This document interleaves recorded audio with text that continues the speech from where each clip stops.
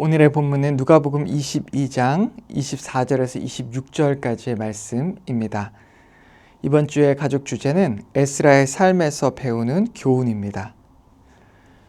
세상에서 말하는 리더십의 형태에는 여러 가지가 있습니다. 그 중에서 가장 전통적인 리더십 중 하나가 바로 카리스마적인 리더십입니다.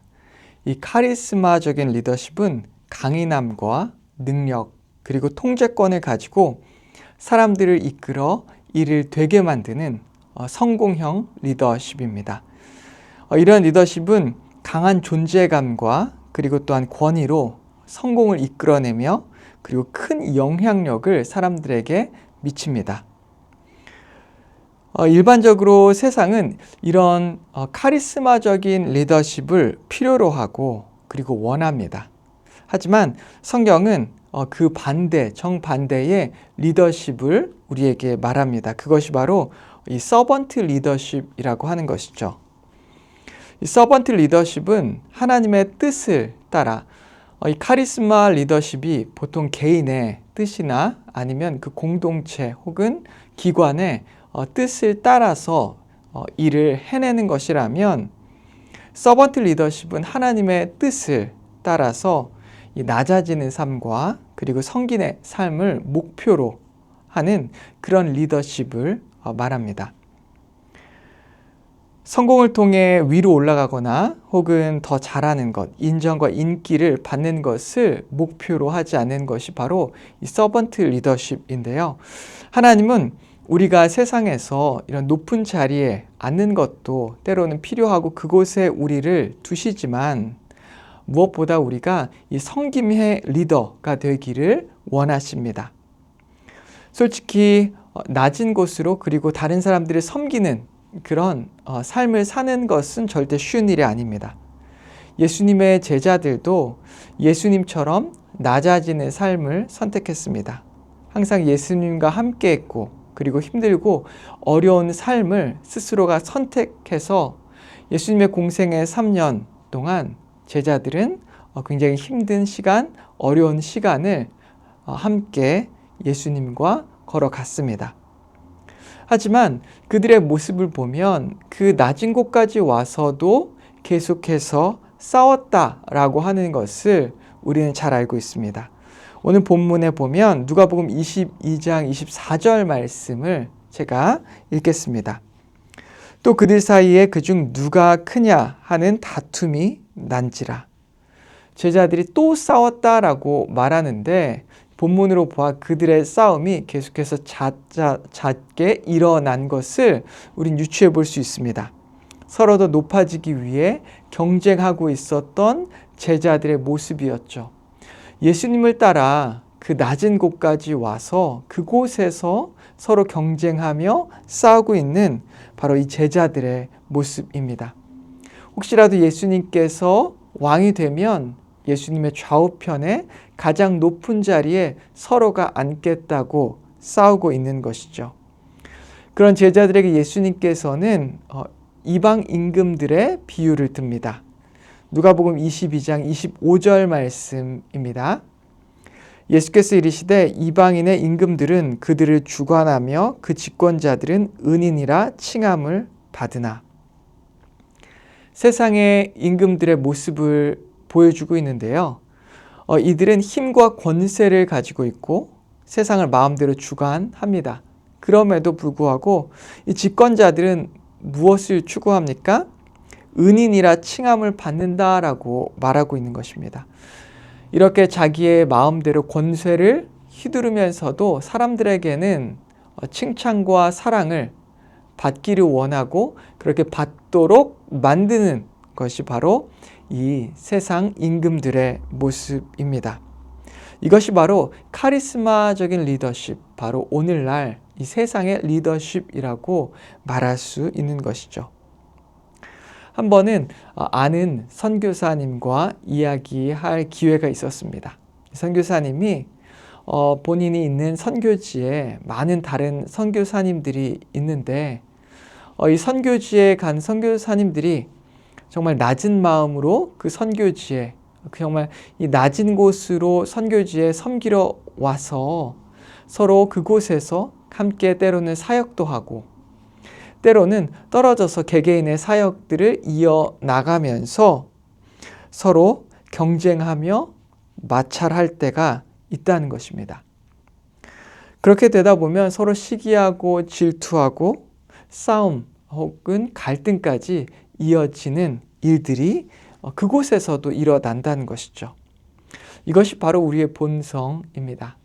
제자들이 그 낮은 곳까지 예수님과 함께 하면서 그곳에서 경쟁하고 싸웠던 것처럼 어쩌면 우리는 우리가 있는 곳, 그곳에서 계속해서 경쟁하고 싸워 나가는지도 모릅니다.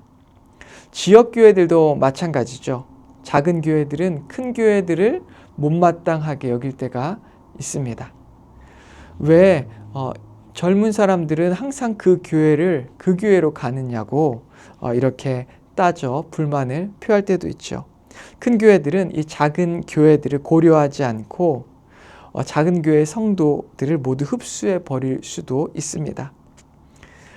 이 모든 교회의 시작이 작은 교회나 큰 교회나 모두 그 시작점이 세상을 섬기고 복음을 증거하기 위해서였다는 것을 우리는 기억할 필요가 있습니다. 누가복음 22장 26절 말씀을 마지막으로 읽겠습니다. 너희는 그렇지 않을지니 너희 중에 큰 자는 젊은 자와 같고 다스리는 자는 섬기는 자와 같을지니라. 예수님께서는 제자들에게 분명하게 말씀하십니다. 너희들은 세상 임금들과 혹은 세상의 권력자들과 같지 말아야 한다라고 말씀하십니다. 그러면서 너희 중에 이 젊은 자, 즉 어린 자처럼 이 세상에서도 연세가 있는 사람을 어린 자들이 섬기지 않습니까? 그것처럼 이 땅에서 어린 자와 같이 되고 그리고 이 다스리는 자는 섬기는 자와 같을지라라고 말하고 있습니다. 큰 자는 그 마음이 젊은 자, 어린 자처럼 낮은 마음으로 섬겨야 하고 다스리는 자는 섬기는 자와 같은 마음으로 정말 섬김의 마음으로 다른 사람들을 사랑하고 섬겨야 한다라고 말씀하고 있는 것입니다. 저는 이 말씀을 묵상하면서 마지막으로 에스라의 모습을 생각해 보았습니다.